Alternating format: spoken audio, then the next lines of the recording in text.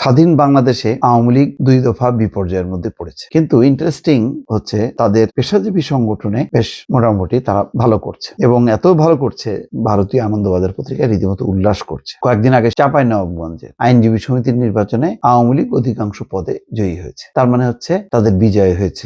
আজকে দেখলাম আর একটা রিপোর্ট, সেটা হচ্ছে কুষ্টিয়া আইনজীবী সমিতির নির্বাচন, সেখানেও আওয়ামী লীগ জয়ী হয়েছে, অধিকাংশ আসনে তাদের জয় ঘটেছে। আওয়ামী লীগের যেখানে অস্তিত্ব নিয়ে টানাটানি একেবারেই নিশ্চিহ্ন, তাদের কোনো কার্যক্রম নেই ঢাকা এবং সারা দেশে কোথাও। গোপনে এখানে সেখানে কি কার্যক্রম করছে সেটা বিচ্ছিন্ন ঘটনা, কিন্তু কার্যত কোনো কার্যক্রম নেই। সেখানে আইনজীবী সমিতি এই নির্বাচনে পরপর দুটি এবং তার আগেও সম্ভবত আরো একটি, আমি ঠিক নাম করতে পারছি না, এরকম একটা দুইটাতেও তারা ভালো করেছে। এইটা বলা যায় খুবই অবাক কাণ্ড যে এত বিপর্যয়ের মধ্যেও আওয়ামী লীগ অন্তত দুটি আইনজীবী সমিতি কাছাকাছি, মানে এত বিপর্যয়ের পরেও কাছাকাছি সময় অন্তত দুটি আইনজীবী সমিতির নির্বাচনে তারা জয়ী হয়েছে।